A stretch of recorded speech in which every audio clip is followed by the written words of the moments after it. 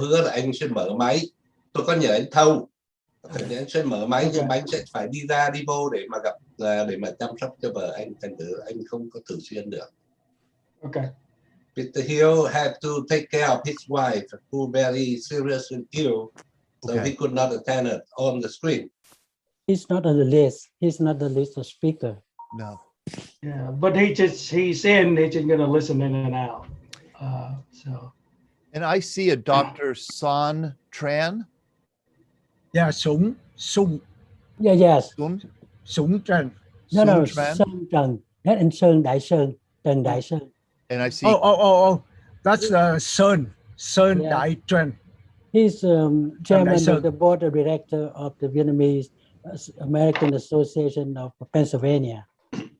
Wonderful. And I will invite anybody, any Vietnamese American to speak, say anything that they would like to say. I also see Cao Tai Hai. Yes, he's the translator. Okay, great. He's the main translator. I'm just the backup. You're the backup. That's right. Mine is a professional. He's good for everything.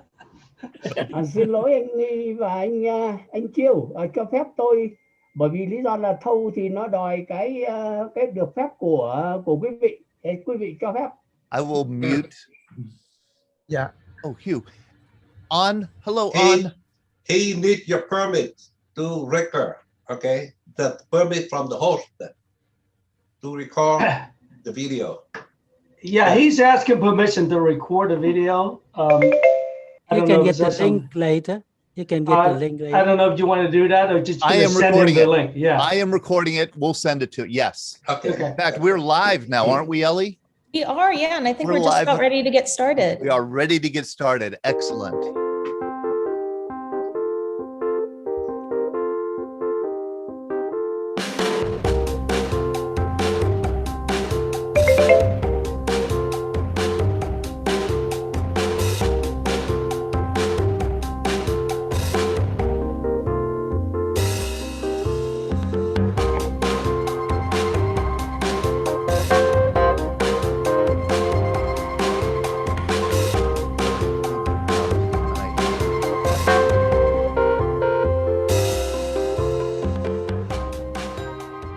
Hey, good evening, everybody, and welcome to our VBC Happy Hour. I am Todd. I'm the director of the Veterans Breakfast Club, and this is one of the several programs we do every week where veterans come and get together and share their stories with the public.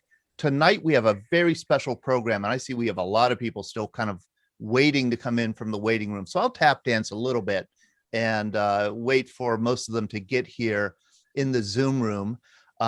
This is a really special event tonight, and it became special really because of the hard work of Dr. Nghi Nguyen and Chieu, who were on our program for Vietnam Veterans Day, National Vietnam Veterans Day on Monday. That was March 29th. And during that program, we had the idea of having Chieu and Nghi back to talk about their experiences serving in ARVN, the Army of the Republic of Vietnam, and also, you know, what it was like to be there for the Fall of Saigon and to escape barely from Saigon in 1975 and come to the United States. And out of that, this wonderful event was born where we have, it looks like 8 or 9 or 10 Vietnamese Americans who served in ARVN or grew up in Vietnam, made it to the United States either in 1975 or in some cases years later, and they're here to share their stories with us. And I'm just so humbled and impressed and admiring of this group of heroes who lost everything. I mean, imagine this is, I want to jump right into this. Okay, this is a really special program with really important guests. Imagine that you go to war and not only lose the war, but you lose your country. That's what happened with our guest tonight, whose country, the Republic of Vietnam, ceased to exist 46 years ago this week. On April 30th, 1975, the Communist North Vietnamese Army finished its conquest of the South, took over the presidential palace of Saigon, And that marked the end of a 20-year history of a country called the Republic of Vietnam. All the people here lived, and many of them served for the Republic of Vietnam, in the Republic of Vietnam. And, you know, for all the complexity of the Vietnam War and all the multiple dimensions we talk about all the time, the real purpose of the war was quite simple. It was to protect and defend the Republic of Vietnam from the communist aggression from the north and from the internal subversion at the hands of the Viet Cong or the National Liberation Front in the south. That was the purpose and the mission of that war for all the years that the United States was involved in it. And so all our guests here tonight fled Vietnam, some in 1975, as I said, and some later, and all have now called the United States their home. And I think what so moves me is what exemplary American patriots they are, serving in some cases in the US military after they came to the United States. And all of them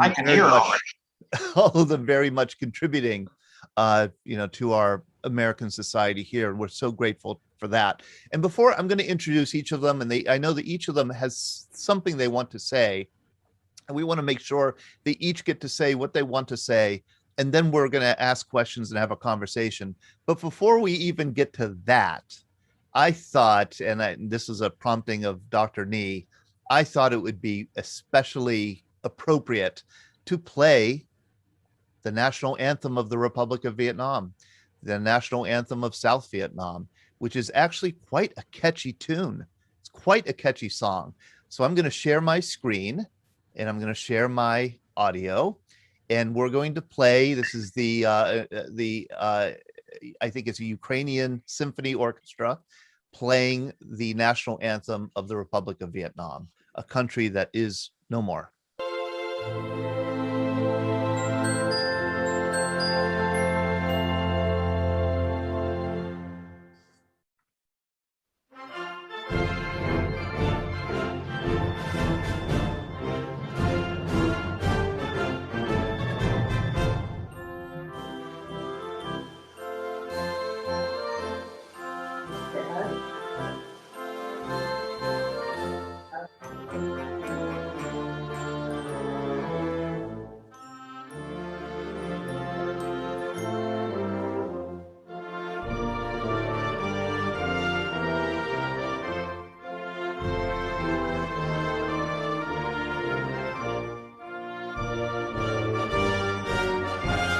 Mặt sao nó đen quá vậy?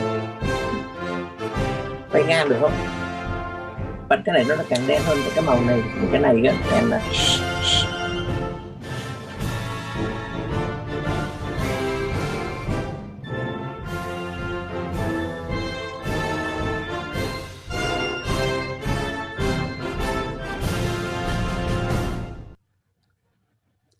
That is quite a rousing song. That really is. And I'm going to ask Chieu. Chieu Lei is our first guest here tonight. Chieu served as a helicopter pilot. He has quite a story, oh boy, of escape on April 30th, 1975, what we call the Fall of Saigon. Quite a story.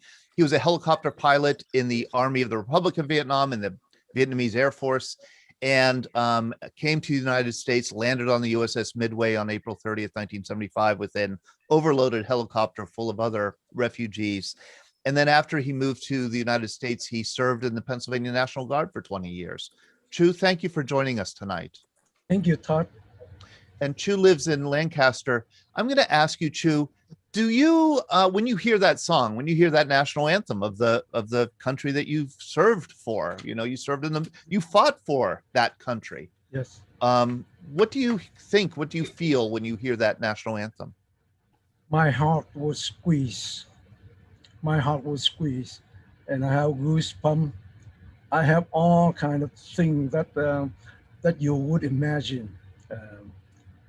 For a long time, we didn't get to hear that, and that song was played by a foreign orchestra. It's so special, and although we only hear the music, but the lyrics were running through our mind. And yes, thank you for asking me that. Todd. Yes, and you could actually hear another version of it on YouTube if you just look up South Vietnam National Anthem. You could get versions of it and with the lyrics, and the lyrics are quite moving also. I think it's a wonderful anthem. Chieu, I know that there are certain things you want to say, and we all have a lot of questions about your service, and especially would love to have you share the story of your escape on April 30th, 1975. But I know that you want to make a statement first of all. Well, Todd, I'll promise I'll go back and tell. I told that story for so many times. So today I want to save time for other officials to speak up. And I want to let people know I'm showing a picture of you when you were in the Vietnamese Air Force. So, there you are, a young helicopter pilot. Thank you, Todd. So should I start the opening for the event? Please do. Okay. So salute everyone present here in this Zoom meeting. I'd like to take this opportunity on behalf of the Vietnamese American community to thank the VBC staff for your warm invitation to this special event.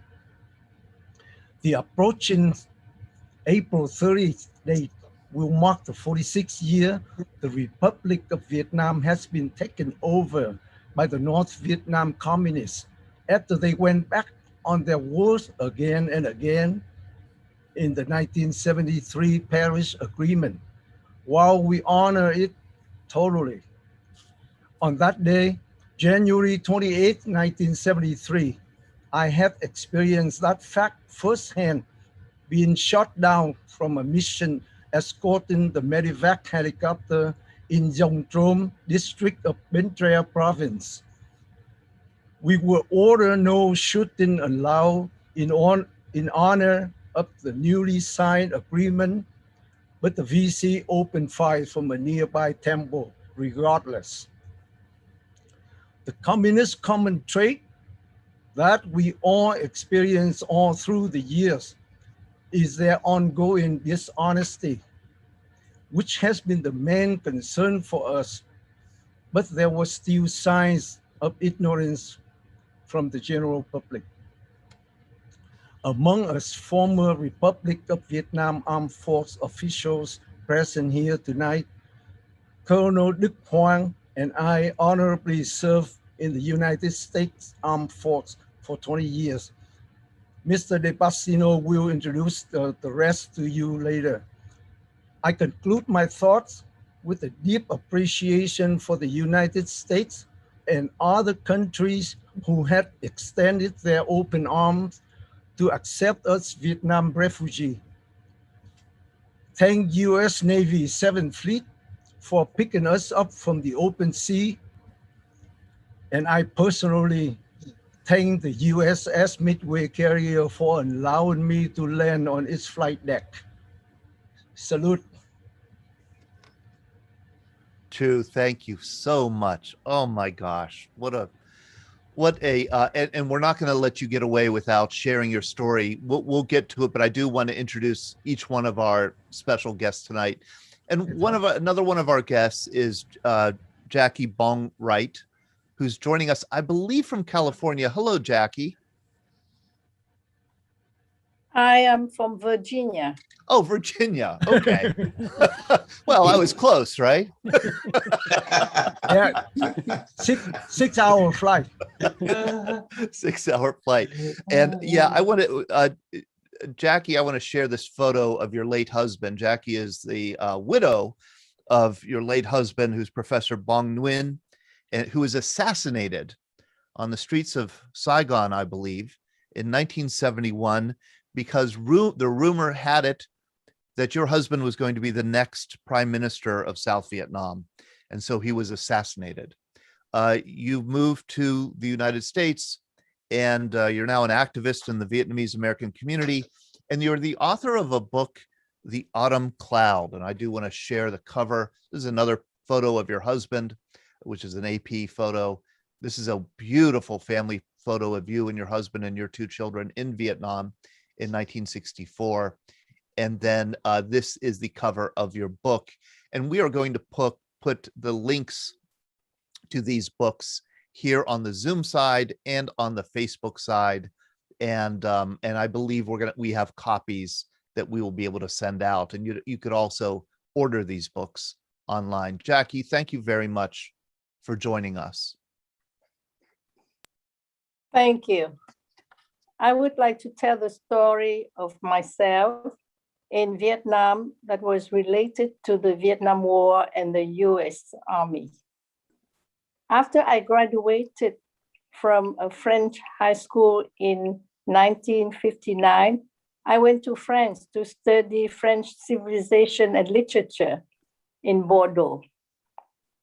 I met my future husband, Bong, in Paris, and we got married in Saigon in 1964.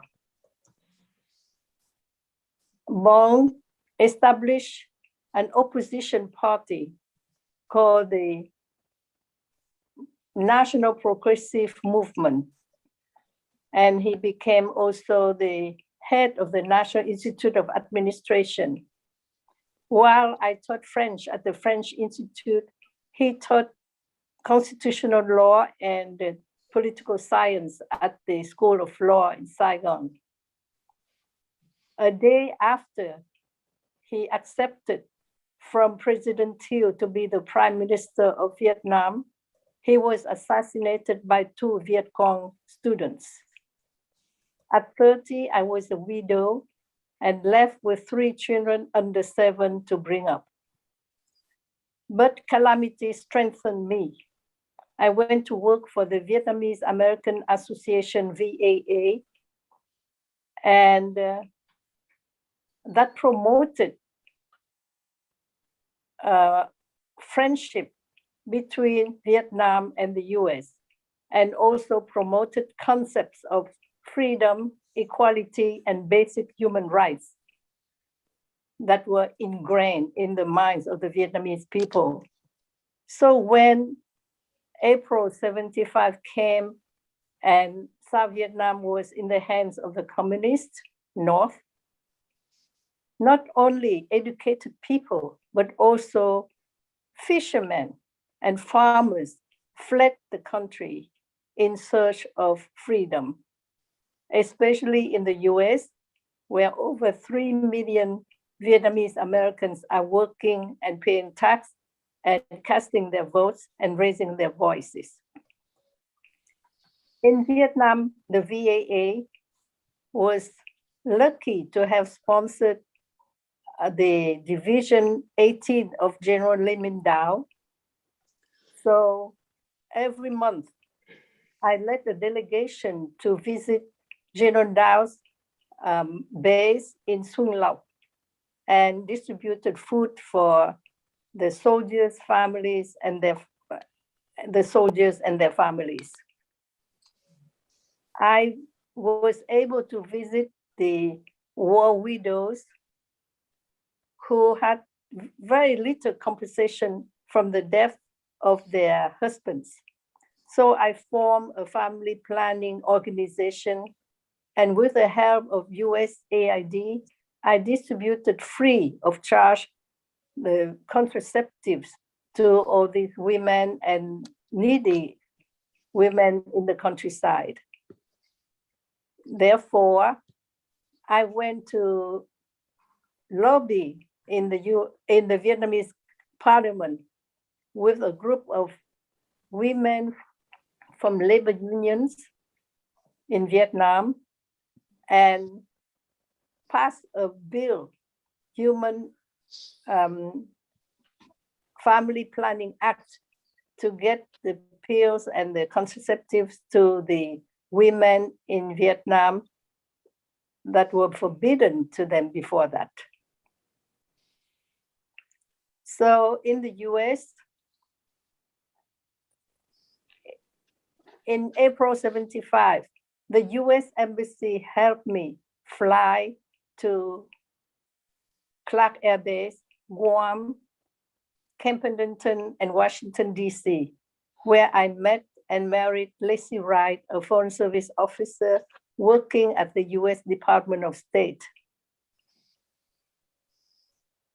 I used to work for the Fairfax and Alexandria Department of Social Service to resettle hundreds of families, boat people families.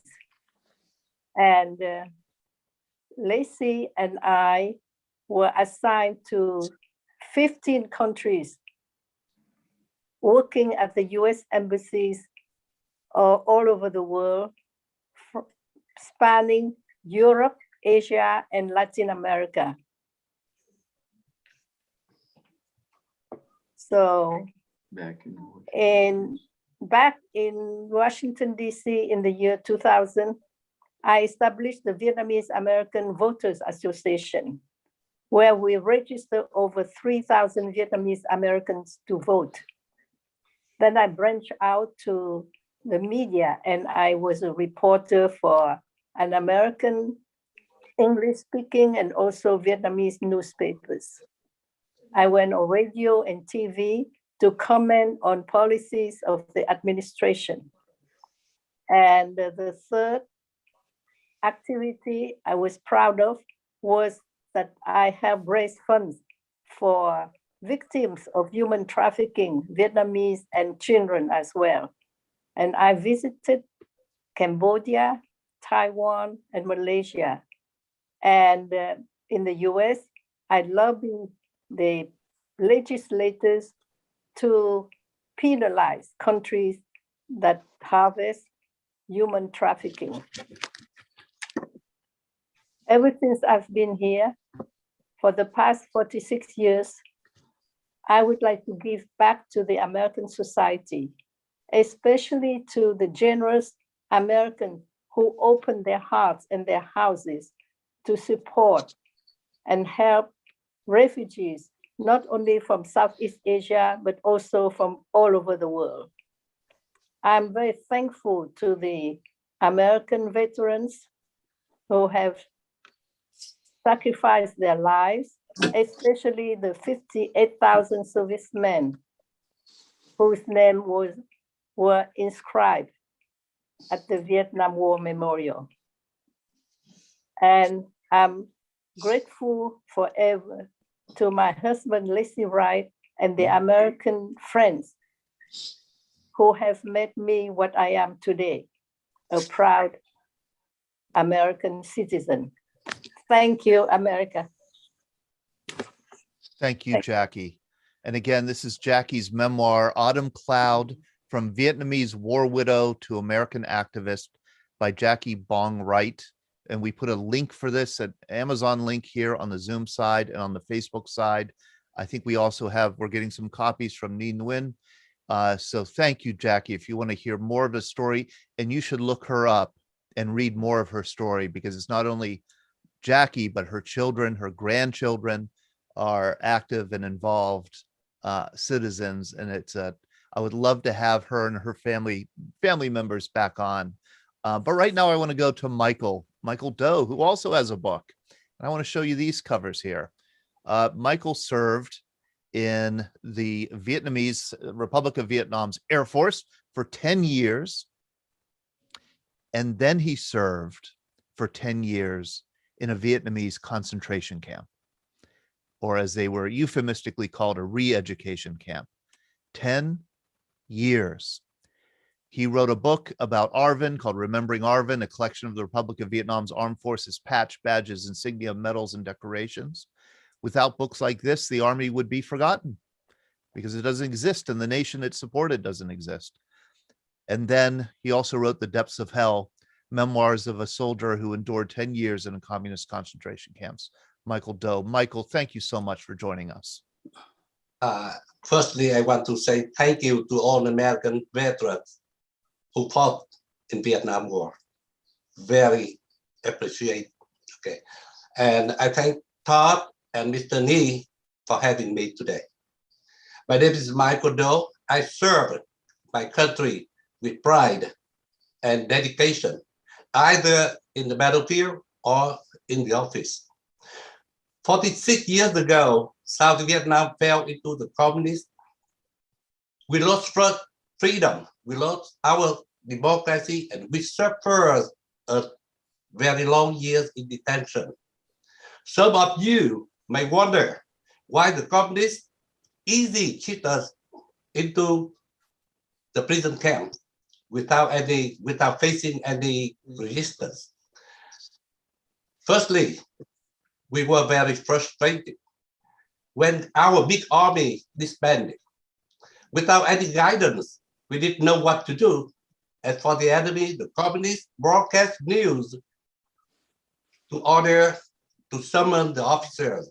The order clearly states that we must bring money enough for 15 days for junior officer and 30 days for senior officer.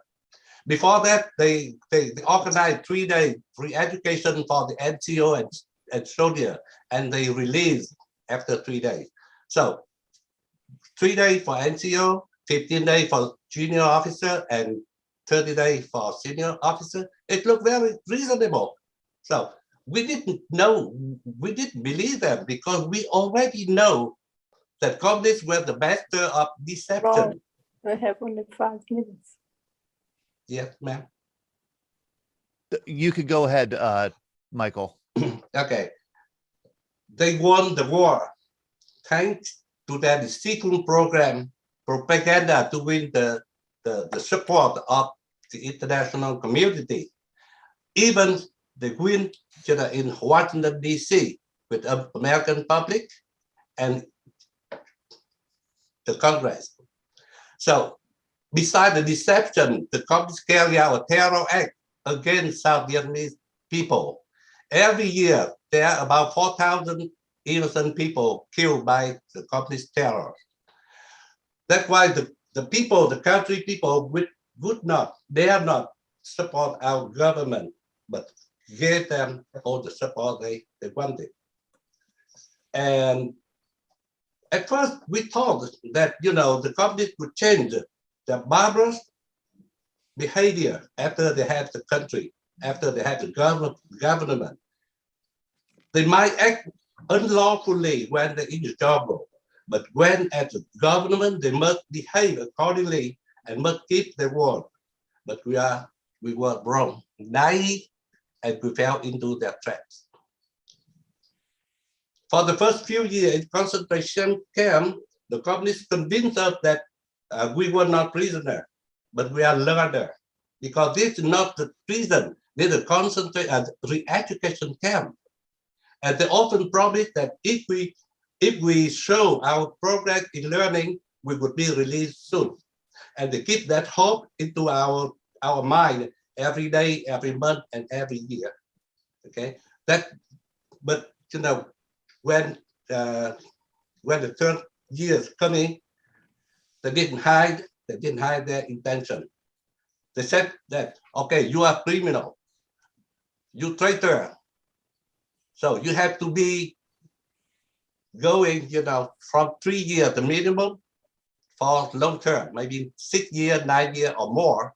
So from 15 days, we prepare for re-education, and we stuck there for 10 years, but for myself for 10 years, okay? With starvation, hard labor, torture, tens of thousands of prisoners did not survive to see their beloved one. The number, I believe, about 60 or 70,000.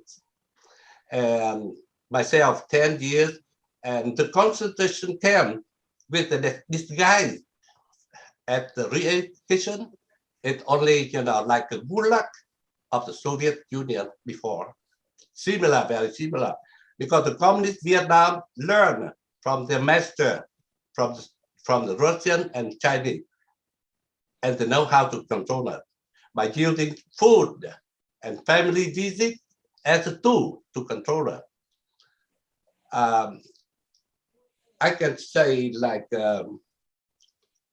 we have to work from early morning until afternoon in the field under scorching sun or in rainy days, and we have to make the tools to work, and we have to feed them. We have to plant the vegetable. We have to tend the cow. We have to raise chicken, and all the food go to their table, not us. We had only 3 days per year to have a little piece of meat, maybe pork or maybe cow, maybe chicken, but very little. 3 days a year. Normally, we only have about a small bowl of rice mixed with some kind of potato and mayo, and we had to eat them with the salt water only. And how we survive it? Todd asked me how to survive it. Okay, it's very hard to survive, of course, but we try to forget everything outside of the camp. Try not to think about the wife. I know that my wife and my children get a hard time outside. They didn't have enough to eat, and my children couldn't go to school. My wife could not get a job. I knew that. But if I kept thinking about my wife and my family, I could not survive the prison. Okay. So, well, that's why no sooner than I came to the United States, I wrote my book in Vietnamese. And later I translated into English to tell the story of my ordeal, of my 10 years in prison. And I hope that my fellow people, my friends here will have something more to tell you, to share with you today. And hope if I have time, I can come back, on this with your group and talk more about our story. Thank you very much. Thank you, Michael. Michael, I'm glad that you offered to come back, because my next question is, could you come back? Would love to have you come back and share more of your story. I'm sharing here the two covers of your books. We put the links to Michael's books in the Zoom side, and they'll be transferred also to the Facebook side. Michael, I would love to have you come back and share more of your story. I have so many questions. I'm sure everybody here with us on the Zoom side does also. I want to introduce another one of our special guests, and I'm going to say this wrong. Duc. I've already said it wrong. I know that. Duc. Yeah. Duc. Okay. All right. Yeah. Duc Huang. Yes, Vietnamese. I consider Vietnamese a hard language for an English speaker to learn. It has 12 vowels, 6 tones. Every word is 1 syllable. So in order to get your meaning across, you have to use different tones. 6 times 12, 72 tones. That doesn't even include the diphthongs and the triphthongs and all the other sounds you could make. It's a challenging language, and it's a wonder to hear. But anyhow, Duc, thank you so much for joining us. Duc was also a member of the Army of the Republic of Vietnam. He also served, after he came to the United States, in the U.S. Army's Medical Corps, and then as the director of the Department of Rehabilitation, Lebanon Veterans Administration Center. And you're now retired. Thank you so much, Duc, for joining us. Correction, Todd. Yes. He's with the Air Force. Oh, you're with... Yeah, I'm with the Army Aviation, but Colonel Duc is with the Air Force. Colonel Duc was with the Air Force. Yes. Chieu, in the United States, the Air Force has the reputation of having a better food, better housing. Was that the case? Was that the case in Vietnam also? Yes, sure. Yes. No. Yeah, exactly. Oh, so all the story about the camp in Vietnam after the fall of Vietnam in 1975, Mr. Doe gave us almost things I don't have to repeat, but I was not held in concentration camp. I graduated from medical school in 19 70, and I was in the Vietnam War 5 years until 75. I'm lucky, and because in 1975, the last day of April 30, 75, I was able to get out in by boat to Guam, then to United States. In United States, I'm very grateful for being accepted by the United States, and I think what I should do. I never believe in the communists, and I never trust the North Vietnamese government. I'm very sad. I was very sad at that time because I couldn't help the Vietnamese veteran back home. So I think, what should I do? I thought that the United States accept me as a refugee. I have to help the American veteran who fought for us in the Vietnam War. That's why I choose not to do private practice. I applied VA, and I was accepted as a physician to Lebanon VA Medical Center in Lebanon. I guess most of the many veterans who live in this area, Lancaster, York, Lebanon, may know me because I, with the VA for 30 years in the rehabilitation department, try to heal both physically and emotionally of our American veterans who fought in the Vietnam War. On the other side, after I work with the VA, I think that I have to do something to continue to fight for the freedom. That's why I joined the Air Force, American Air Force at Willow Grove and reserve. And I've been able to retire from them after 21 years. So I'm now both American veteran and Vietnamese veteran. So since I retire, I try to help our American veteran as much as I can, because I know the system, veteran system, as well as the military system. I went now for healthcare in veteran in Lebanon VA, and I always, talk to our fellowship veteran, American veteran, about things, what I can help them. And again, my story is that, and I have to say that I'm very grateful for the country to accept me. And again, it's my second country too. And for the fellow American veteran, I thanks for your service. Thank you. Wonderful. Thank you, Colonel Duc. Thank you so much for telling us just a little bit about your story.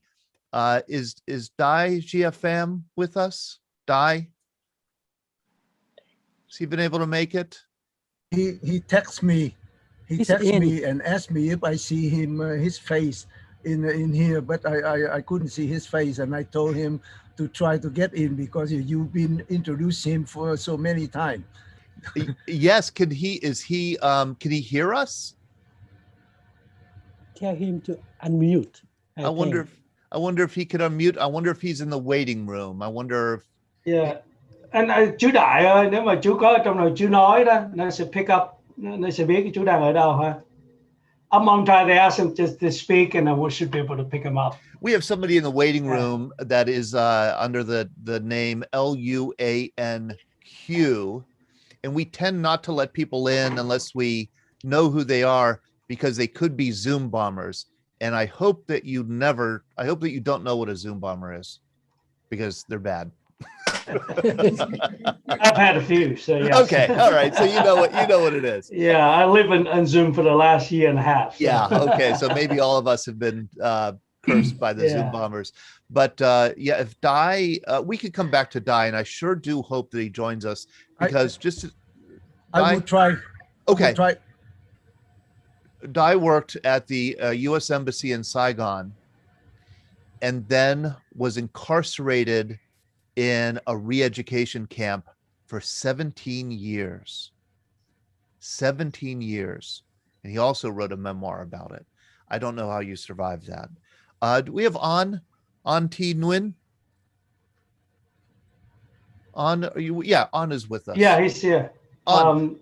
Yeah, here you go. Hey, An, I see you there. And I'll take this opportunity to ask our Vietnamese guests how you pronounce this very common Vietnamese name, Nguyen, Nguyen. I always say Nguyen. Nguyen. Yeah. Nguyen. Without the N, Nguyen, right? And there's I think the dialects are different, north and south. In south, it's Nguyen. Okay. I think 40% of the people in Vietnam have the family name Nguyen. Yes. And so it's a very common name. An, I'm going to ask you to unmute so that you could introduce yourself. You are the former president of the Vietnamese American community in Utah. Let's see if you could unmute yourself.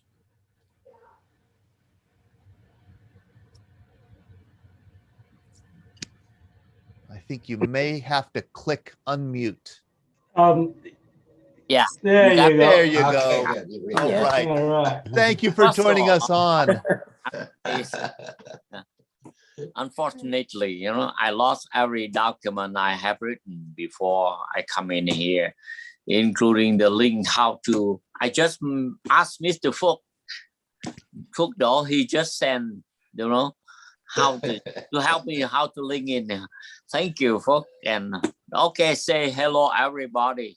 Hello. Actually, I know that my colleague, will share their living experiences in concentration camp for many years. They have actually experience, But I would like to talk about the artfulness and unreliableness of communists.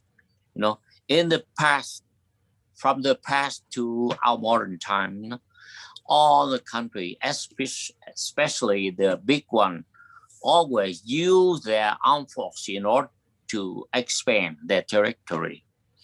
So the first day of the 19th century, the World War One burst, and with the awful, terrible result, some 10 million people had been killed, and now they want to use an organization, international organization, to solve, with the hope, solving, all the conflict of all nations in peace. And they organized the League of Nations in January 10, 1920. But they just failed.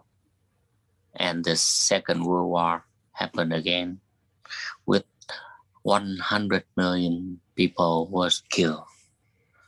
Even though in October, after World War II, October 24, 1945, the United Nations, against, with the hope the same of the League of Nations, that they fell. Now another influence raised again, applied in Russia, they call it Soviet Union, under the control of the very cunning, crafty leader, Lenin. He exploited the innocent of the educated one, to support them, to spread out the communism. And he called them the useful idiots. And if we believe that the theory of communism, can apply throughout the world and bring peace and security and many other benefits to humankind, but the history shows that they failed because they just want to bring the benefit for themselves, for their cadres of the Communist Party only. The left, they don't care. And now, especially in Vietnam, even the Beijing government also call them Hanoi is the capital of those who are the most devious one of mankind. So can you see in Vietnam War, they promised many things to peasants and try to contact with national government to make agreement among us, North and South, in order to form a kind of united, government between the communists and nationalists. But they just use their unreasonableness to kill the communist, the nationalists. And finally, we cannot join them in any kind of government to govern our Vietnam in peace and security.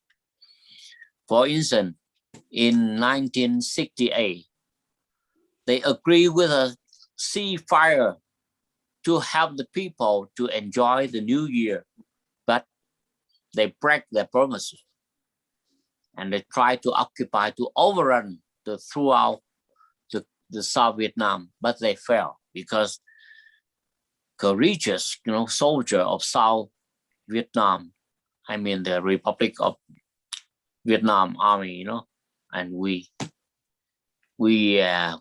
won this war and remain with the support, very little support from U.S. government.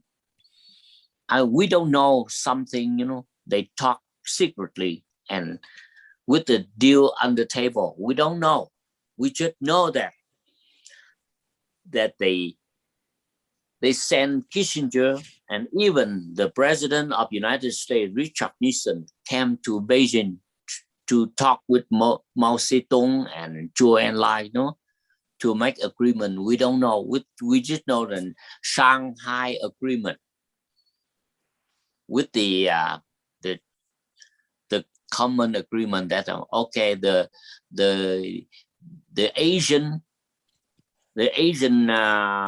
activities belong to the Asian one. That's it. That means they want to turn over the power and benefit and something we don't know to Beijing.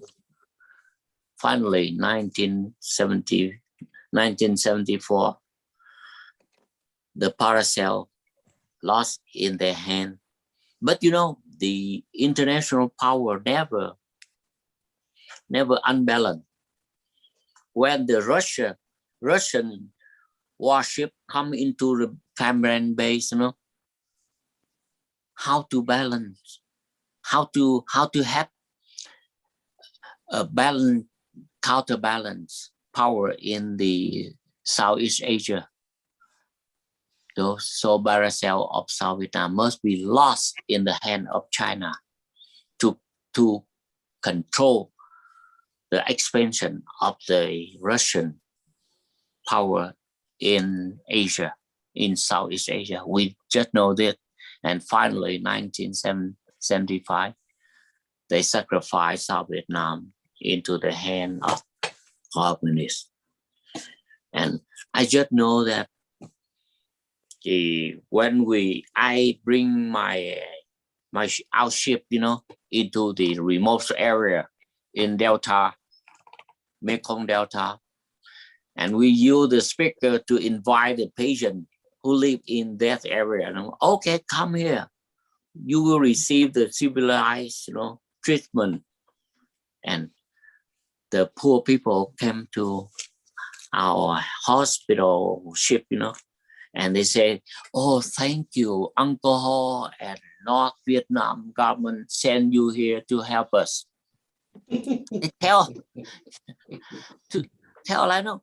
I have to say no, from South Vietnam, the Republic of Vietnam, we come here with the help of US government, and we have many good medical to help you to treat, to treat you and to help you to recover many serious illness.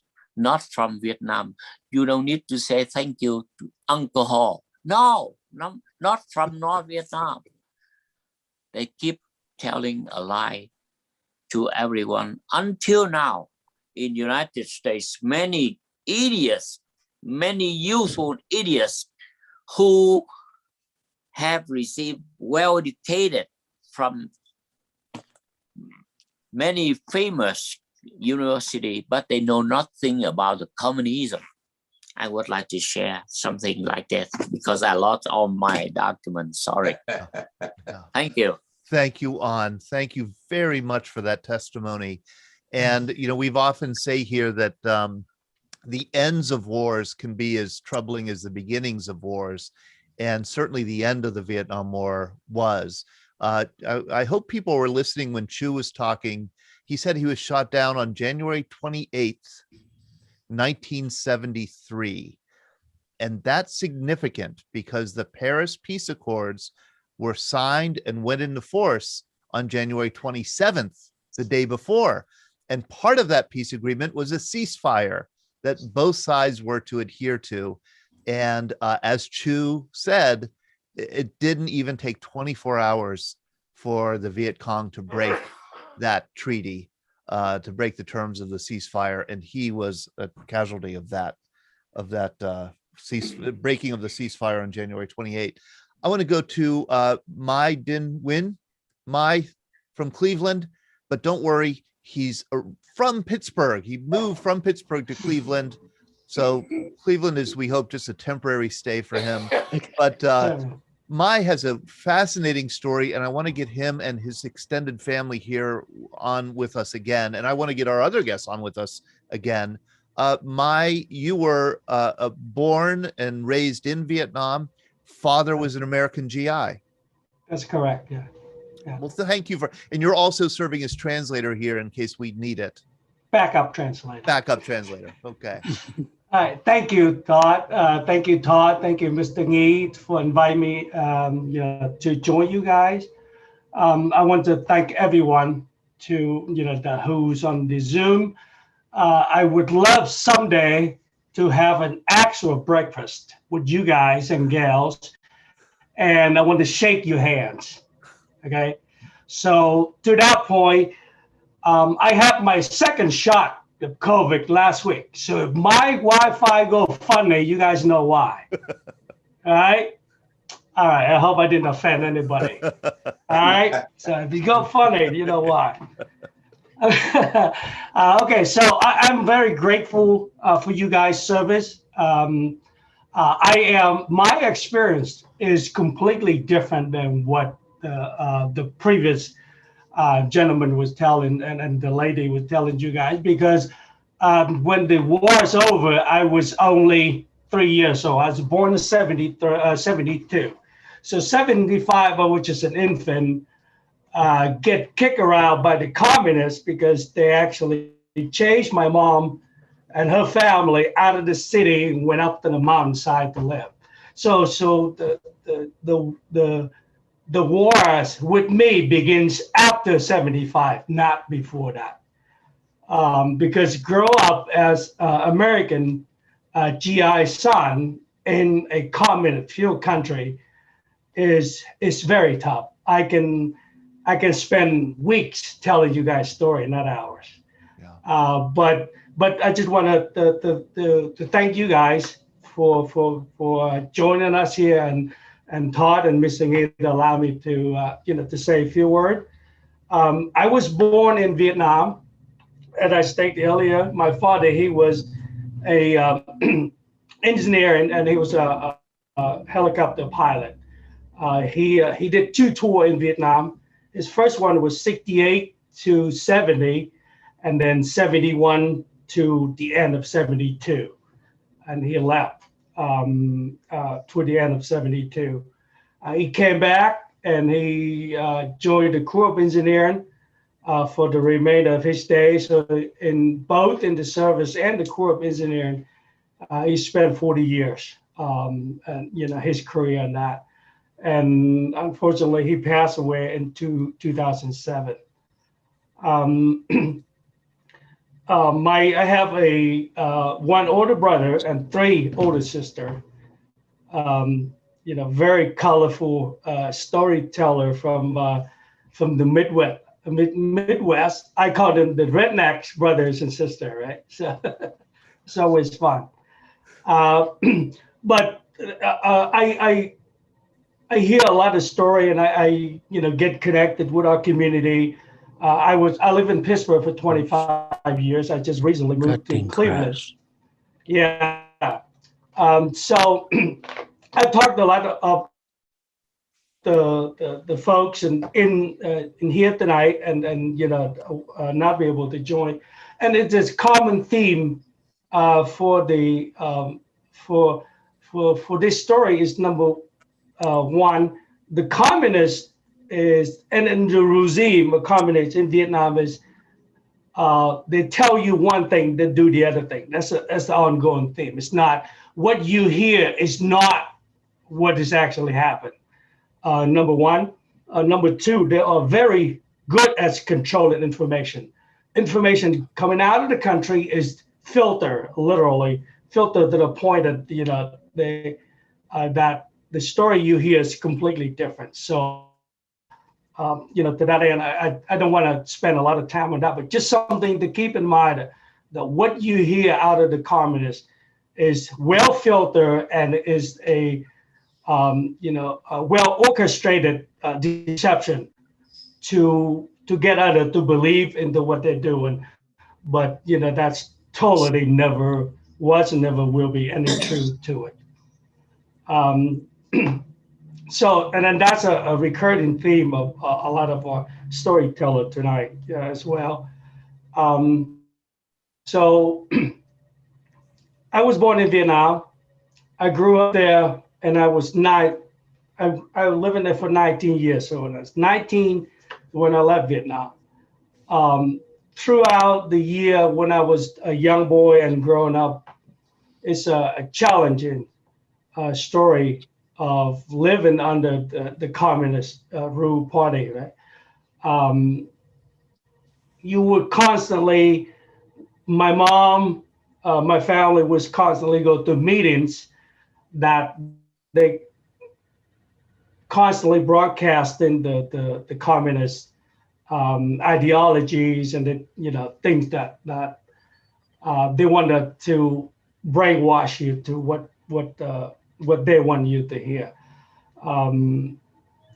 The big thing was right after the war.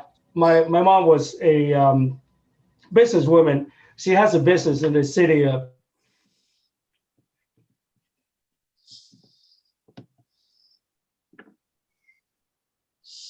Oh no, did we get a? When Saigon fell in 75. Okay. Yeah, move out. Was you guys having trouble hearing me? Well, you know, okay now. you cut out for a second. Yeah. I'm not lying about the second shot, guys. It's just so you know, okay? But so they would tell everybody, you guys move out of here. This belongs to the government, and they would just take everything literally. You walk out with nothing, and they would move you into a mountainside of a group of few people that live in there for the last 30 years, and telling you to start over from there. So I want to fast forward from 1976 to 1982. There are, a couple 100,000 people in my mom's group that they was in the new area. They would start to develop their own farming and all the structure to become self-sufficient and be able to feed the family. In 1983, the communists come in once again, and said, well, this land, this farm is not yours, it's ours. It's the government. So we're going to take it from you for the second time, and now you will work for us. We'll pay you by the hours, or we'll pay you by the day. So you're talking about started from nothing on a mountainside, turn it to a farm and raise your family. And in 1983, they come in and said, yep, this is not yours. We're going to take it. Everything that you harvest is going to go to our warehouses. We'll pay you by the day that you work. And this is information that very few people know and understand how the whole system works. Eventually, you would be a laborer for them, and then you can stay there, or you just go somewhere else and start over again. So those are kind of some of the stories, some of the facts that not a lot of people know. This information control is not going out of that area. There's no press, there's no TV. Everything is government controlled, so nobody knows. So those are the things that I think is important for us to keep in mind as we read a newspaper, and we watching our news. What come out of Vietnam is not what it is. It's a well filter what you want to hear and see only. But after the 1983, our families lived there for a while, and then we proceeded to move back to the city again. And then 1990, as some of you guys are aware, in 1982, there was a law called American Homecoming Act. It was enacted in 82, and I think was completed around 1987 for all of the sons and the daughter of men and women, service men and women, to come home, to come back to the U.S. from Korean, Vietnam, Cambodia, those countries. One of the unique thing about Vietnam was Vietnam, the Communist parties operate on primary. So if you don't know someone and you don't have the money to pay, you're not getting anything done. You can't do anything. So even the Homecoming Act was enacted in 82. The Vietnam government they did not forecast this information. They're not broadcasting information out to the people, so nobody knows. It's only about 1 or 2% that knows about the program.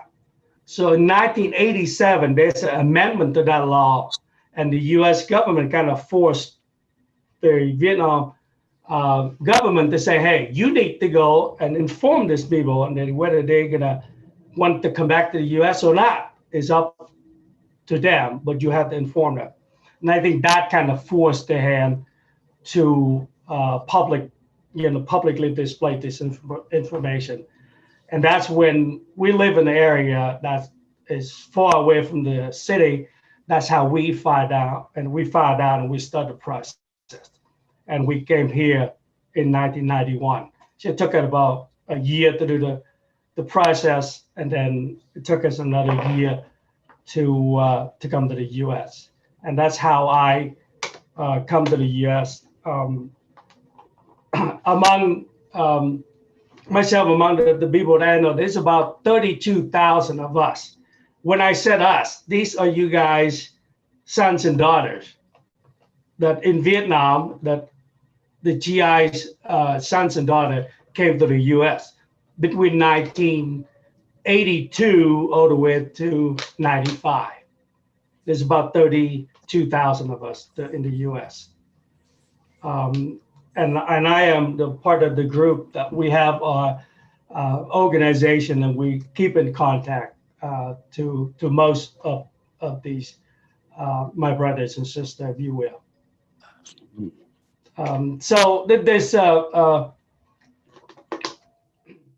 it's a lot to tell. Like Todd said, you know, we have a little bit of time. I want to make sure everybody else that have their time to share their story.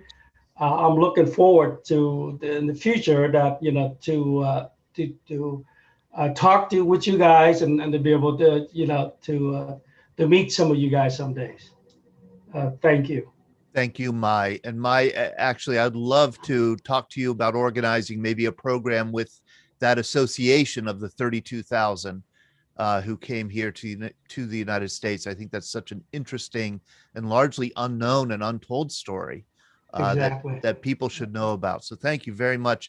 Before we go to Dr. Nghi Nguyen, who's really responsible for this event more than anybody, if you don't like it, it's his fault. If you like it, it's because of me. I do want to let people. I do want to thank especially we have some other guests here with us. We have American veterans who are advisors to Arvin. We have Lou Nudie, we have Richard Kaufman, we have Gerald Wenzel, Joe Boschia is with us, Richard Gotch is with us, Jim Roberts. I believe you didn't advise Arvin, but rather Rough Puffs, the regional and popular forces. So thank you, Lou and Richard, and we want to have you chime in when we can. But I want to go to our final guest here, Nghi. Nghi, thank you so much for coming and for helping to organize this evening. Okay, Todd. Thank you. I'm sorry, I didn't introduce you. Yes, no. Nghi, you were a surgeon in Arvin and an anesthesiologist at the University of Pittsburgh for 39 years. Yes, I believe. Recently, you are retired now. Thank you. Yes. Again. Thank you, Todd. It's good that you recognize me. I cannot because I am a good Vietnamese American, and I listened to my wife. I got class today and this son in Pittsburgh, so I could not recognize myself on the screen. Okay, so let me do the job. The year of 1975 began with a series of bad news to South Vietnam. The South Vietnamese army ran out of ammunition to fight, out of gas to fly airplanes and run tanks. Likewise, in the hospital where I worked, medical supplies dry up gradually. We ran out of almost everything. No more replacement for surgical equipment.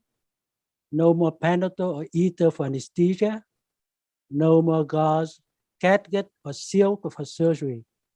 And no more of almost everything, except the increased number of wounded transported to our service. Intense fighting indeed caused more casualties. But in the weeks before the end of the war, Viet Cong also dropped their wounded to our service, pretending to be Vietnamese civilians. We took care of everybody the best we could, regardless of their identities. Myself, I was very exhausted, extremely depressed because of our inability to handle the overwhelming load of wounded and take care of them appropriately. Many died indeed, and the hospital morgue was full of dead bodies. I will keep that horrible picture for the rest of my life, especially about one case that I am going to tell you. A young man was transported to our service, accompanied by a woman holding a baby. His voice had been heard long before people brought him in. Doctors, nurses, help me. I must leave to take care of my wife and baby. He kept repeating the same plea until I examined him. Apparently, he had a small wound to his belly, causing an internal bleeding.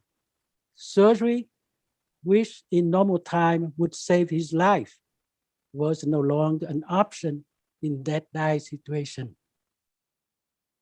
Then he would certainly die soon because we no longer had intravenous solution to replace the blood loss. Later, while I was moving around to help other patients, his voice got gradually weaker until his wife burst out crying, mourning his passing. This man, as well as South Vietnam, wanted to live to care for their loved one, but both the man and the country, by a twist of fate, fell. This is the end of my story. Thank you for your time and patience. Thank you, Nghi. Thank you very much. Oh, what a story. I thought I'd open it up now to, all the people here. I know that we have a lot of Vietnam veterans with us. Again, we have those advisors, ARVN advisors. Let's open it up to questions. If you have questions for any of our Vietnamese guests here tonight. Yeah, I'm Gerald Wetzel. Hey, Gerald, good to see you. Thank you for joining us. Yeah, tôi làm ăn Vietnam ba năm. Trước kia tôi đọc nói tiếng Việt, nhưng mà hôm nay tôi quên mất. The other thing. Mike can translate. Mike can translate. Very good. He does very well. He does very well. Yeah, and I normally would say hello to everybody there, but I was an advisor to Chieu Hai Hai Bo Bin in Binh Dinh in Phu Yen. I was there Tet 67, Tet 68. I was wounded when the 95th NVA regiment came trying to take over the province in Phu Yen. Later, I came back to Vietnam and I was assigned to Quang Tri in November 1971. So I was there during the Easter offensive, or as they said, Nguyen Way. The other thing I'd like to say is the pronunciation of Nguyen. The way I learned it was the NG sound is the last words in the pronunciation in the word sing, S-I-N-G. So it's Nguyen. However, they have anglicized it in American to just say Nguyen because most people cannot get that NG sound that I spent 17 weeks in the language school learning. So I do thank everybody. I'm located in Butler, Pennsylvania, and I'm retired military, but I had 3 years in Vietnam, both as a ARVN advisor, Co Van Me, at the Trung Đoàn Bô Mô Bai Bô Bin, and Chieu Hai Hai Bo Bin.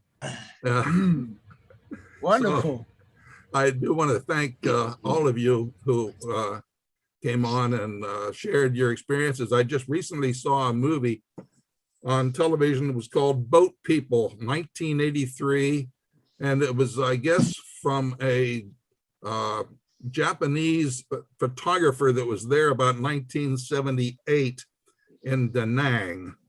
And I watched it.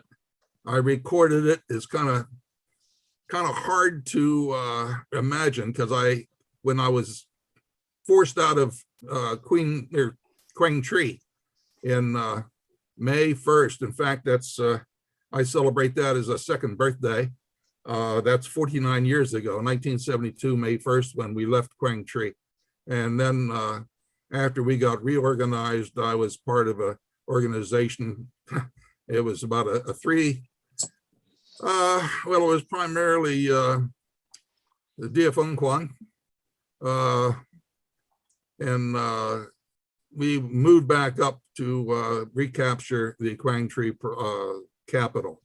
And there was a lot of experiences there. Later, I was in the city of Da Nang, and I guess around October of '72, and I was checking the warehouses where they stored the rice, and the American USAID was buying rice from the Delta, and they were sending up the broken rice that they normally use for animal feed and charging the highest price that they could.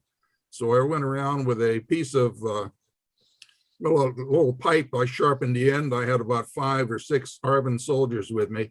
We go to a warehouse there of rice, and I would stick that into the bags of rice and pull out and see that, yeah, they were cheating. They were using the worst rice and charging the highest price. A few years later, I think it was 1974, there was about 6 or 7 people that I saw that were tried and convicted of cheating everybody. So there was, I had so many different experiences. I also visited Vietnamese hospitals. I knew Vietnamese doctors, and I lived with the Vietnamese. I ate Vietnamese food for 10 months. When I came back in 1972, I weighed 132 pounds. I was half the man I am now. But I'll just say hello to everybody. Hello. Ciao, Thank you for your service. Thank you for your service. Come on. Your Vietnamese is good. Your Vietnamese is good.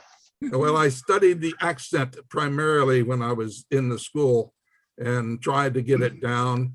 And that's one of the reasons in '72, the commander of Quang Tri selected me to be filling in as the operations advisor, because the previous one had rotated back. But I had already had the Vietnamese Gallantry Cross with, well, I had with Gold Star, Silver Star, Bronze Star, Purple Heart, Combat Infantry Badge, and had worked with the Vietnamese combat unit. So I was the operations officer, operations advisor.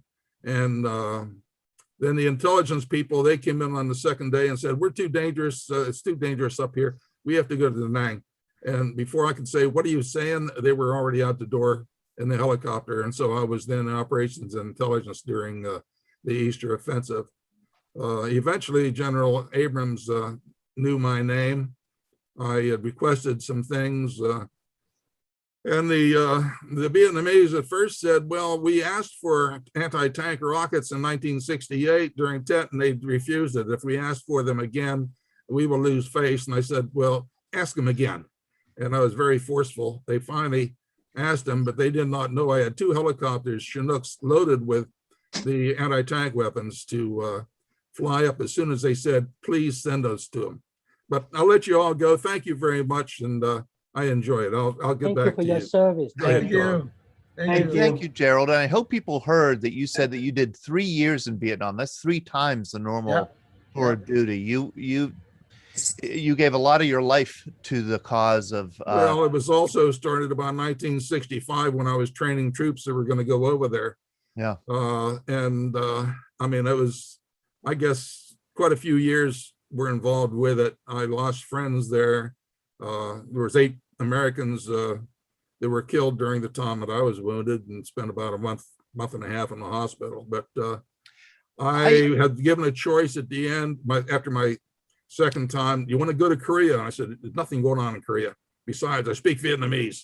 So, so I went back. But thank you, everybody. I'll get off now. You know, Thank you. Thank you. I would love to regather the Arvin advisors for maybe a Wednesday morning coming up and have you share more of your stories. I'm looking at Joe Boschia. Joe, thank you for joining us. You are an Arvin advisor. I don't know if you have any particular thoughts on the conversation tonight. Well, Todd, first of all, thank you for putting this program on. And it was great to hear our Vietnamese American friends telling their stories. Just a couple of things. I was in Germany before I went to Vietnam, and I was a mechanized infantry company commander, and knew I was going to be going. And when I got my orders, I had expected I'd get an American unit. And instead, I was assigned as a Dai Huy Kovan for a district in Vietnam. And I was somewhat taken aback by that. But after going to the school down at Fort Bragg and going over there, I will tell you that was the best thing that ever happened to me, because I found it to be an extremely enlightening experience. I spent 9 months at the district level working with the district government, the local RF companies, helping build schools, all kinds of things that the average American soldier never saw. And then the last 3 months, I was brought up to the province and worked as a S5 advisor there. I will tell you that on April 30th of 1975, I was at work in the office. And when I heard Saigon had fallen, after having spent that year over there and met so many wonderful people, I went to my boss and told him I couldn't work anymore. And I literally went home sick at what had happened. I've never regretted my time over there. I just regret that so many of our Vietnamese friends had to go through what they did after we pulled out. But I thank them for the support that I got from my Vietnamese counterparts when I was over there. Oh, Joe, thank you so much. Thank Thank you. you. Thank you, sir. Thank you. I've been tempted to ask our Vietnam veterans what they remember of April 30th, 1975, what they thought, what they felt. I see Richard Kaufman, your Air Force, also Arvin advisor. Richard, do you have thoughts you'd want to share with us? Yes, I'd love to. I was 1971. I was at Cam Bay. I got there in October of 71. And I was there in March of 72. I was told I'm going to be going up to Phu Cat Air Force Base, which is now a Vietnamese Air Force Base. And I was an aircraft electrician, and I was to go up to advise the Vietnamese airmen how to take care of the caribous. Maybe you guys have flown on a few of those. So I was sent up there, and I worked the shift, and I was given these Vietnamese guys to Vietnamese Air Force to teach them how to be an aircraft electrician. They didn't speak English and I didn't speak Vietnamese. So here we go. I walk out with a tool bag and I go with my Vietnamese counterpart, and I'm standing there. I'm going, how are we going to do this? So I point to the aircraft and I go, aircraft. And he looked at me, he goes, I went, aircraft. And he looked at me and he goes, oh, my bye. My bye. I go, my bye. And he goes, oh, aircraft. So I would say it in English. He'd say it in Vietnamese. I'd say it in Vietnamese, and he'd say it back in English. Now that's how I learned. So I would go up to the instrument panel and I look at the oil pressure gauge or the cylinder head temperature, and I go cylinder head temperature, and he'd go Dong Hoa. And I go to the next one, oil pressure. I go oil pressure. He'd go Dong Hoa. And I said, you just said that was Dong Hoa. So come to find out, Dong Hoa is anything with a movement. It's like your watch. And I went, okay. Dong Ho, yeah. Dong Ho. No. Dong Ho, yeah. So yeah, that's how I learned. It was a great experience. And I flew with Vietnamese pilots. I flew with Vietnamese crew on caribous. And the only thing I remember is Mo Tai Babo Num Sao Bai Tum Chin Mui. That's good. But my Vietnamese was pretty good. But when I came back, I just kind of lost it. But I got introduced to mangoes and Nuc Mam, which I really enjoyed. Nuc Mam, you enjoyed it? Yeah. Yeah. Mangoes and Nuc Mam. You learned it. Take some mangoes and dip it in Nuc Mam. It's really good. All right. I'll have to trust you on that one. I see. It's a delicacy, no doubt. But there was also Vietnamese helicopter pilots there, and this is a photo, and let me see if I can show it to you here, if I can see it. Yes, I see Beside- you. Oh, Yeah. yeah. That's Vietnamese pilots. I'm the only American on a ship of 5 Hueys. And I was in the Huey and I leaned out with my Pentax camera and took a picture. That's all Vietnamese crew flying Hueys that were given to them. And I never had a problem flying with Vietnamese crews. It was great. I never felt unsafe. I felt as safe with American pilots. So I had a wonderful experience with I wish I could find and locate the guys I served with, the Vietnamese Air Force guys. I wish I could just contact some of them. I sent Todd a couple pictures of them, but one of these days we may be able to put them up. But I was going to share them. Richard Gotch, before you drop off, I know you have to drop off. Rich, I just want to say hi, and I want to ask if you want to weigh in. You're a ARVN advisor in Vietnam. Yeah, Todd, it's a good program. I like listening to those people. I was an ARVN advisor, infantry advisor, and the advisor part was there isn't much you can tell to a person that's been fighting for 10 years and you're a second lieutenant, first time in combat. The liaison part was when we were in contact, which was most days. I was directing U.S. artillery and bringing in U.S. Air Force and coordinating that side of it, while my counterpart, he was doing that with the Vietnamese side of it. So most of the time I had kept my nose in the dirt in the Song Bay region. And here is a picture of not your nose in the dirt, but it looks like you're pretty close to the dirt. And there is, I guess, one of your advisees, Richard. That's Dai Wei Hong. I think he was the last commander left with the 5th ARVN Division up at An Loc when it fell. That was the guy I was supposed to be advising, and I had 0 to advise him on. Believe me. Oh boy. Parts of my team there. Yep. And parts of a couple of different teams. Precious photo. Oh, they are. These are so wonderful. And there you are getting. Is that Schwarzkopf? That's Schwarzkopf, yeah. He showed. That's on a fire base on Thunder Road, Highway 13 up by Shanton. That's halfway to the Cambodian border, a little bit below An Loc. He showed up one day. I don't know where he came from, and I don't know where he went. He never stayed with the group or did anything, or was one of those. They said he was on a special assignment, passing through, learning about special operations.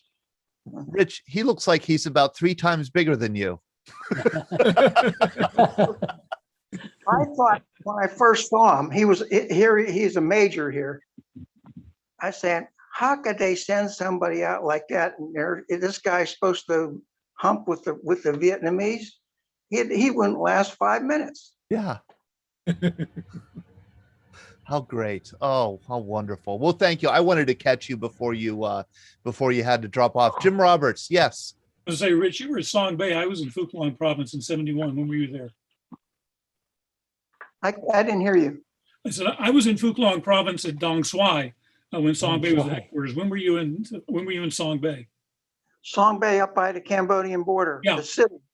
Right. When were you there? 68 to 69. Okay. I was there 2 years after you. So, was the SO sign still there? I don't think so. I don't think so. So Todd, what I wanted to say is I echo everything that everyone said about the Vietnamese. As far as that's concerned, I didn't have ARVN in my area. I had the Rough Puffs, and their training was good. And you hear negative from some veterans, but I had nothing but the best to say about them. And the reason I'm here today is because of them. Thank you. Thank you. Jim, could you explain to people what Rough Puffs were for those who, like me, weren't familiar with the term recently? Rough Puff is the vocalization of the letters RFPF, and the regional forces were basically located out of the district, and they were guaranteed that they would work only in their home district. They wouldn't go go far beyond the borders. And that was a regional force. They were usually company size, but they weren't American sized companies. They weren't 200 soldiers. They were much smaller. The popular force were at the village level. Popular force platoons, again, maybe only 10 or 12 men, and they were guaranteed to not have to work outside of their district. Because of this, the regional force received less training and less pay, and had less equipment than the ARVN did, and the popular force had less than the regional force. Okay. So what we did as advisors was we ended up doing a lot of supply for them by scrounging things from American units. While I was there, the American units were going away. They were being pulled out. It was getting harder and harder to find things for them. And like Rich said, primarily, my captain had been fighting the war his whole life. His family fled the North when he had been fighting the war. So tactically, I was not very little use to him, but I could help him on other sides in terms of liaison with American units. Right. And so we formed a 4-man team. My sergeant and I worked with him and his XO, and we worked together on a lot of missions, and we got along very well. I helped. We meet a couple times a week after lunch for tea, and help. I'd help him with his English. He'd help me with my Vietnamese, and try just to try and get to know each other. And Jim just published his memoirs of his year in Vietnam, and we're going to put a link to those that you could get on Amazon. Absolutely wonderful and fascinating look at a job as a liaison advisor in Dong Xuai, Vietnam. And Lieutenant, you need to trim that mustache. It is not regulation. Let's see, Henry Shepke, you have your hand up. Hey, Henry. Hi. I just wanted to say before I left, and I said in the chat, but I just wanted to say out loud, I want to give a special thanks to the U.S. and Vietnamese veterans here who fought in the Vietnam War. And I just want to say thank you for your service and thank you for being a hero. Oh, wonderful. Henry is a 13-year-old student in Madison, Wisconsin. Thank you, Henry, so much for joining us and for saying those words to our guests tonight. Thank you. Thank you, Henry. Thank you. Lou Nudie, you are an ARVN advisor. No, it was not ARVN. I was Okay. RFPF. Okay, all right. Definite distinction. And you were in the Delta. You were in the Mekong Delta. I was in the Mekong Delta, Din Tung Province, headquartered in Mito. My job That's was... my hometown. It is. Oh. Mito is my hometown. That was Chieu's hometown also. I was there for Tet. And our primary job was getting Chieu out of Mito and into safety. That was. I'm sorry, that was President Thu's hometown, Mito? Yes. No. Oh yeah. Oh no, his wife. Oh, his wife. Yeah. His wife. Okay. His wife. Well, he was in town that day. Okay. Yes. Yeah. So, but my job primarily was operating convoys on Highway 4, because that was the main supply route from the Delta, the food basket of Vietnam, to Saigon, and the price of food in Saigon was directly related to the number of road minings the night before. So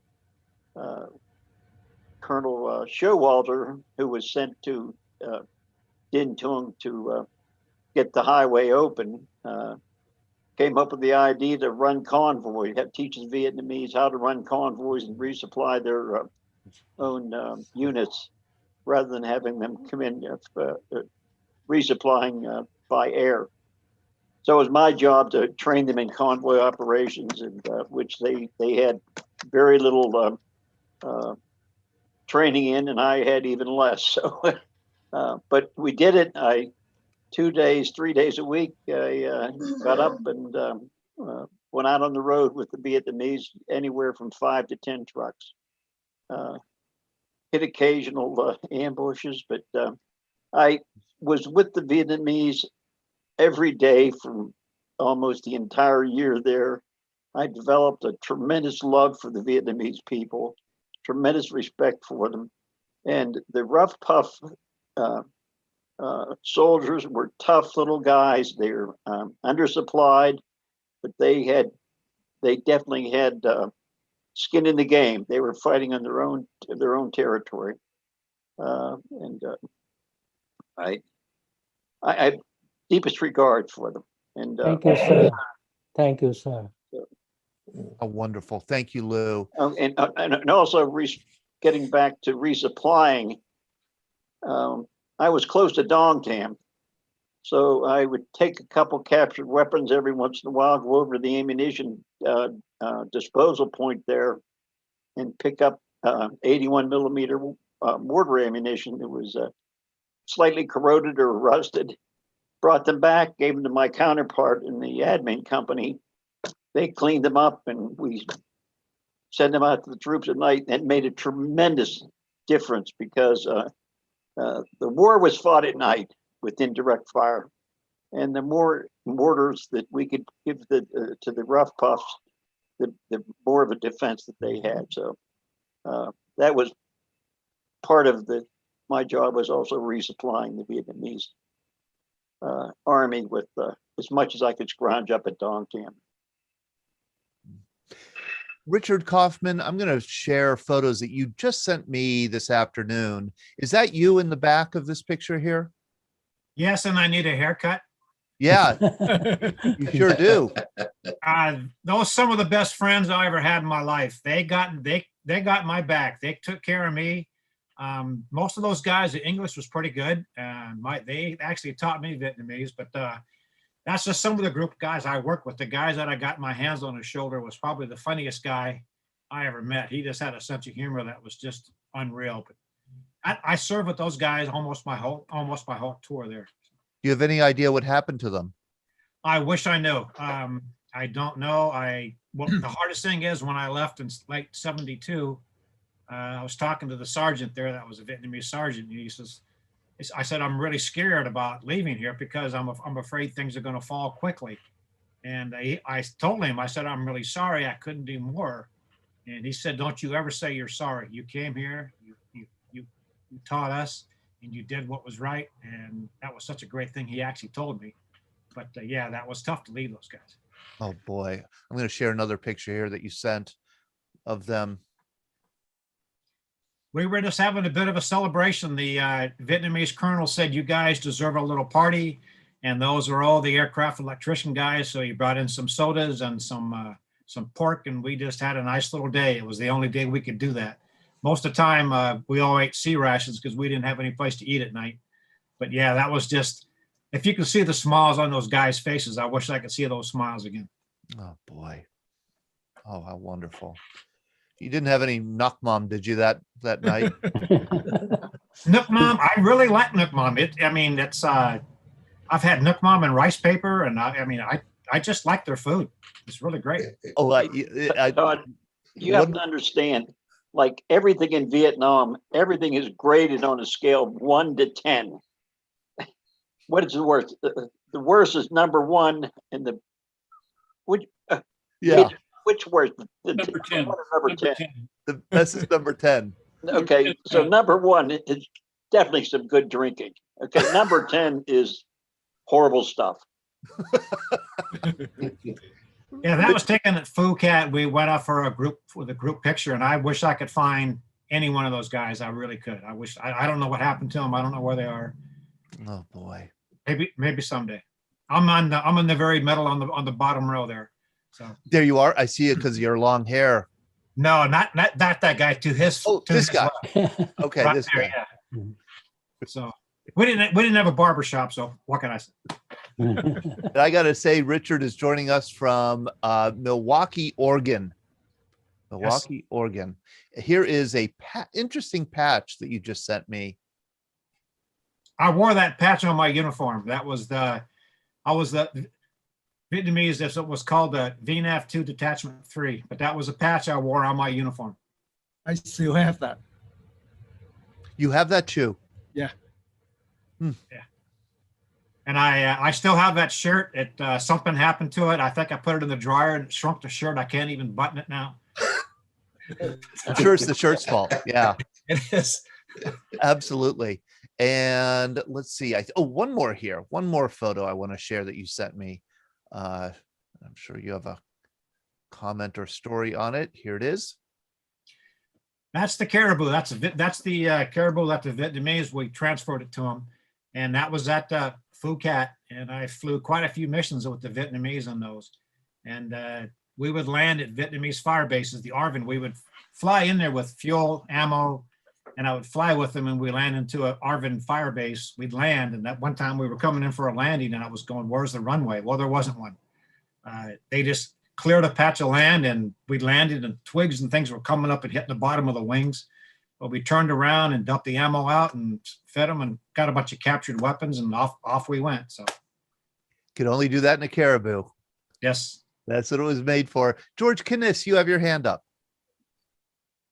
Here we go, George. You can unmute. There you go. Another fascinating program here, Todd.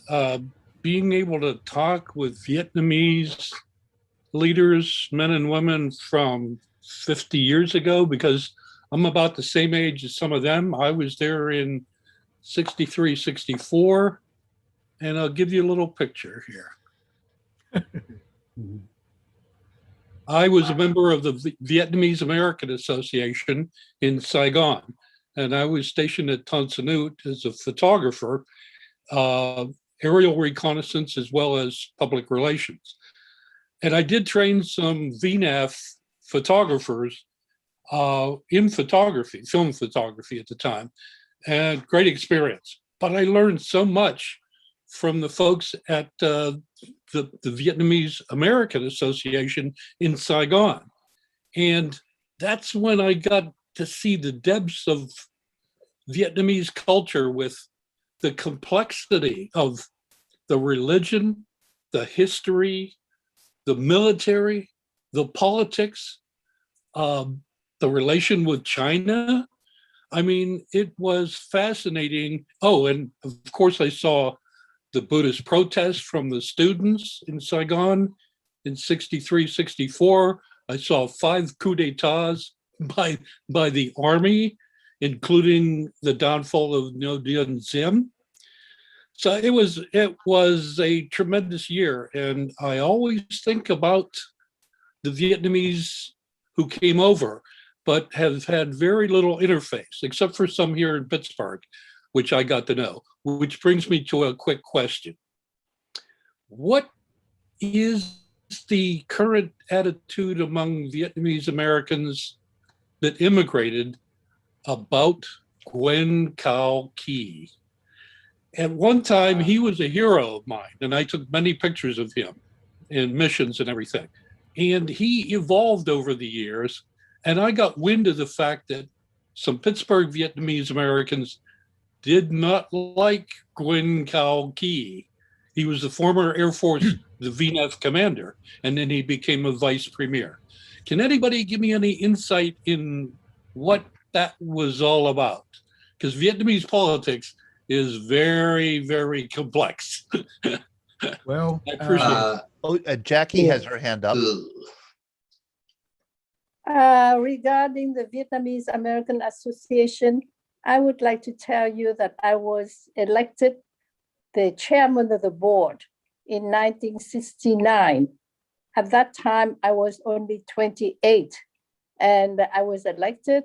There were 5 Americans, directors of the Bank of America, of Air America, many businesses, and we had 6 Vietnamese on the board. Mm-hmm. And I was the chairman from 69 until 75.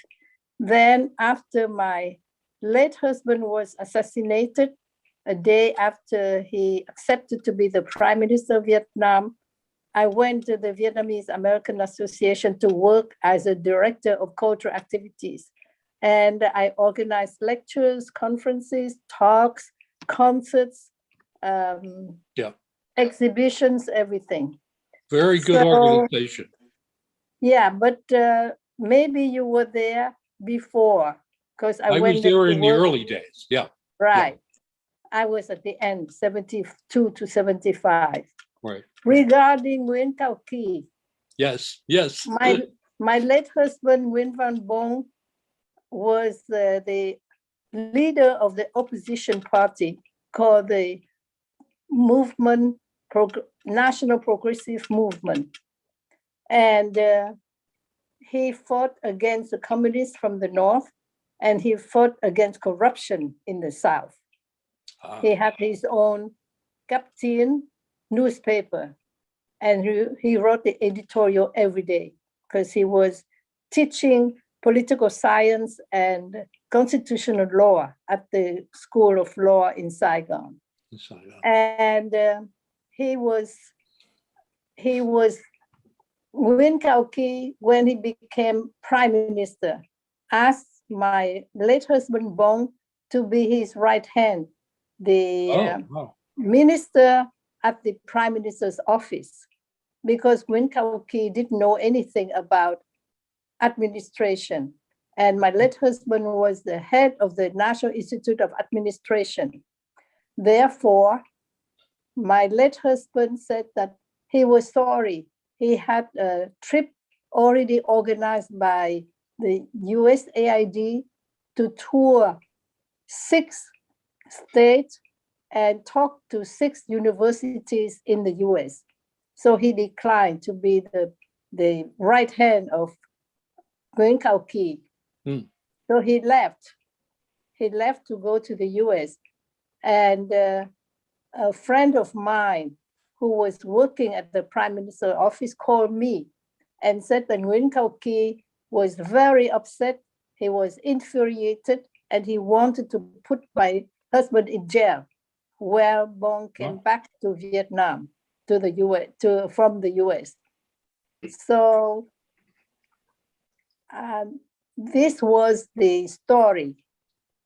But at that time, there was a scandal in Saigon. Nguyen Cao Ky was favoring the people from the North Vietnamese in his cabinet, and not the South Vietnamese in his cabinet. There was a scandal, and some of the ministers resigned. Therefore, because of the conflict and the scandal, when my late husband came back from no, I was I had never heard of that story. I knew that Nguyen Cao Ky was born in Hanoi. He was trained by the French Air Force, and then he eventually went back there and he died. He wanted to be buried back in Hanoi, but I didn't know the story. That story in between of him favoring Northerners when he was becoming vice premier. Very interesting. It was, everyone knew about that. Everyone in Vietnam knew about that. Yeah. And fortunately, my husband came back and he was not put in jail as Nguyen Cao Ky wanted. But I would like to tell you that when he died, he went to Vietnam. He was paid by a group of business people to promote business in Vietnam. And the Vietnamese community here in the US thought that he betrayed the communists because he was working for the communists, promoting communists. Therefore, when he died in Vietnam, his daughter, the famous Nguyen Cao Ky MC of Paris by Night, wanted to bury him at the Buddhist temple in California, but all the Buddhist temples refused to have Nguyen Cao Ky. What? And this is what I read in the We don't newspaper. accept him. So the Vietnamese military, such as you all, can tell the story. This is my story. Thank you. Wow. See what I mean about Vietnamese politics and military? You asked the question. Very interesting. You asked the question. You got the answer, George. Yeah. It's complicated. I put Nguyen Cao Ky's obituary in the chat here on the Zoom side, and also an interesting opinion piece about the rivalry between Tu and Ky and how that helped destabilize Vietnam in those final years. That's a fascinating, complicated subject. Jim Roberts. I just wanted to go back. You're talking about one of the advisors said that the Vietnamese were tough fighters. One of the little known facts to the American public is when Tet happened, Tet was a military failure for the North. But one of the reasons it was a military failure was the rough puffs. The regional forces in the village, in the districts, and the popular forces in the villages defended. The Viet Cong were told that the population would join them in the revolt during Tet 68. That's They were correct. beaten badly by the regional force companies and the popular force platoons. I mean, they fought tenaciously, and they gave a major defeat to them. In my area, in 68, there were main force battalions roaming the jungles of Phu Long. When I was there, there were squads. They would get together, 2 or 3 squads would get together and attack our outpost, but they were never able to reform those battalions. And in my area, they were not getting the local support of the people like they were used to. They were used to coming in and collecting taxes and pressing people into their squads. That was not going on when I was there because they did not have that kind of support. And that was due primarily to the fighting capabilities of the regional force companies and the popular force platoons. They were good fighters. Excellent. Excellent Todd? history. Yes. Let's end this maybe on a high note. This is a story that's known by the people who went back to Vietnam 3 years ago. But if you recall, up at the DMZ Museum, we met that girl from Saigon. She came over and thanked us for our service, and she said, "Don't worry, in 10 years, the communists will be gone and you will have won the war." So we have 7 more years. Thank you. Over already. We love that idea. The Veterans Breakfast Club did 2 trips to Vietnam with veterans, and it was so wonderful. John Ferguson was on it. He loved the Nuc Mom, didn't you, John Ferguson? he served in Vietnam in 1965. I was there 66, 67. Oh, 66, 67. Thank you. I never tried it, but I smelled it. I'm just wondering what the guests thought of President Chieu. So what did our guests think of President Chieu? Can I make a comment on that? Sure. In 1967, I think it was June, I was the advisor at the division headquarters, should run Haba Bend, or 22nd Infantry Division. And all of a sudden the division commander left, and he was gone for about a week and a half. We didn't know where he was. He came back and he got the advisors, the senior advisors together. And he said, "You probably wondered where I was." And he said, "I was down at Saigon. They had a meeting to determine who was going to be the new president. And it was a very simple way of doing it. The Air Force had about 3 generals. The Navy had a couple of admirals, and the Army had about 18 generals. So we had a vote. And by golly, the Army picked General Chieu. And he said, that's exactly the way it happened. And the other thing I wanted to mention, while I was there, I had one individual that I was advising who was part of the unit, the Hunt Group French unit at Mang Yang Pass that got shot up pretty bad. Another was a psychological operations or warfare officer for the Viet Minh in Upper Binh Dinh province. The third individual had been airborne with the French and had jumped into Dien Bien Phu. So the number of people that were around there was really amazing as far as the people that was working with the South. Of course, everybody knows Colonel An, who was a member of the North Vietnamese Army who worked in Saigon in Mac V. Right. That was kind of embarrassing. Yeah. Yeah, and here's a shot of President Chieu. I did eat a lot of Mom. So I'll get back to you. Take care. Thank you, Gerald. I was going to say, if anybody else wants to weigh in, I'm looking at the clock. We're approaching 9 o'clock here. We usually end our programs at 8:30. I knew this one was going to go long. I do want to, again, reiterate that I want to contact you all who came with us tonight. Love to have my back with some friends and family members to share more of his story. Jackie, thank you so much. And Nghi, thank you so much for joining us. Michael, you have your hand up. Oh, yeah. I plan to talk something about Nguyen Cao Ky. Whenever you look at Jane Fonda, we look Nguyen Cao Ky's work. because one, he was my general, and he come back to Vietnam to bow before the enemy. I think because of money.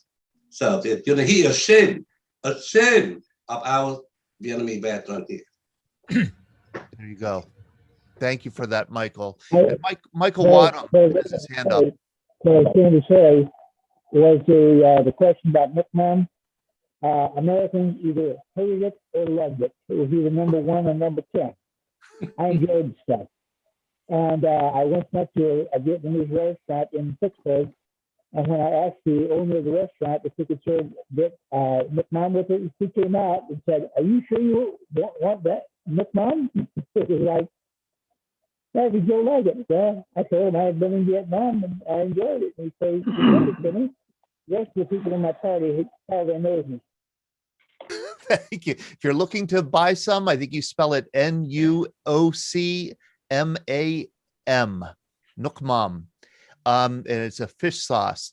Look, let's end the program, but I want to thank everyone, Chieu and Nghi. I know we only scratched the surface.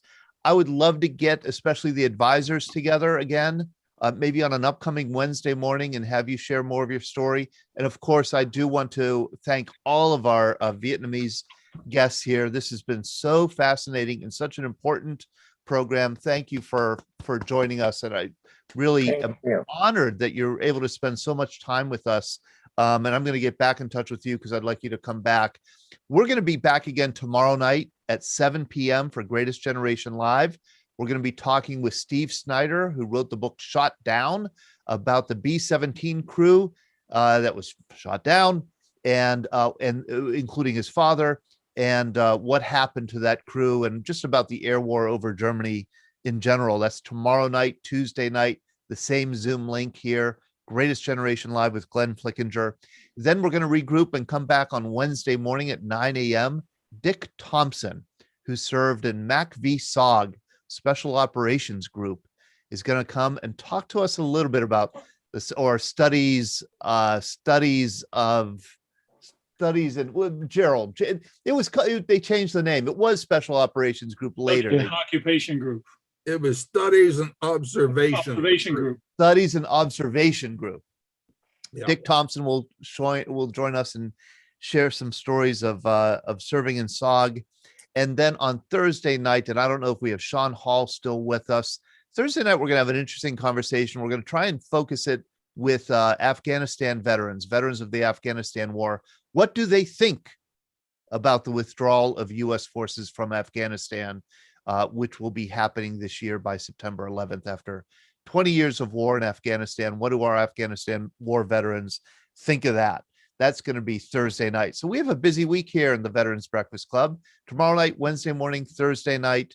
I want to thank you all for joining us, and I hope to see you again this week. And I'll be in touch with all of you who shared your stories tonight. Thanks again. Thank you. Thanks so much.